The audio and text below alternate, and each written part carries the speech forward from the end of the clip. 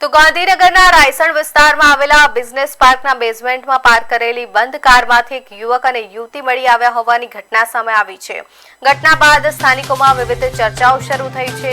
પોલીસે બંનેને પૂછપરછ માટે પોલીસ સ્ટેશન લઈ જઈ સમગ્ર મામલે તપાસ શરૂ કરી છે। આ મામલે બજરંગ દળના સ્થાનિક હોદ્દેદારો પણ કડક કાર્યવાહીની માંગ કરી રહ્યા છે।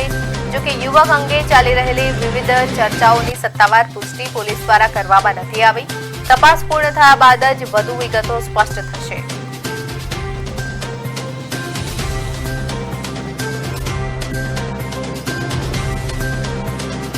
છોકરીઓને એને ફસાયેલી છે।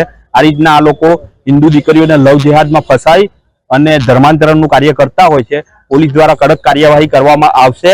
તેમજ એ જાહેર સ્થળ ઉપર આવું અપકૃત્ય કરી રહ્યો હતો, જેથી કરીને ત્યાંના રહીશો દ્વારા પણ એની ઉપર એક એફઆઈઆર કરવામાં આવી છે। જાહેર સ્થળ ઉપર આ રીતની ગાડી મૂકીને કાર્ય કરવાના કારણે વધુમાં વધુ કાર્યવાહી પોલીસ દ્વારા કરવામાં આવે એવી વિશ્વ હિન્દુ પરિષદ અને બજરંગ દળની અમારી માંગ છે। જ્યાં સુધી એની ઉપર એફઆઈઆર નહીં થાય ત્યાં સુધી બજરંગ દળ, વિશ્વ હિન્દુ પરિષદ તેમજ સમગ્ર સમાજ અહીંયા ઉપસ્થિત રહેશે। આપના મીડિયા દ્વારા અમને એવું પણ હિન્દુ સમાજને અમે જાણ કરીએ છીએ કે અત્યારે હાલ લવ જિહાદના આવા ઘણા કિસ્સા બની રહ્યા છે। ગાંધીનગરને લવ જિહાદનો અડ્ડો બનાવી રહ્યા છે। અમદાવાદથી તેમજ ગાંધીનગરના ઘણા આવા વિધર્મીઓ આ રીતની આપણી હિન્દુ દીકરીઓને હિન્દુ હોવાનું નામ ધારણ કરી અને ફસાવતા હોય છે। તો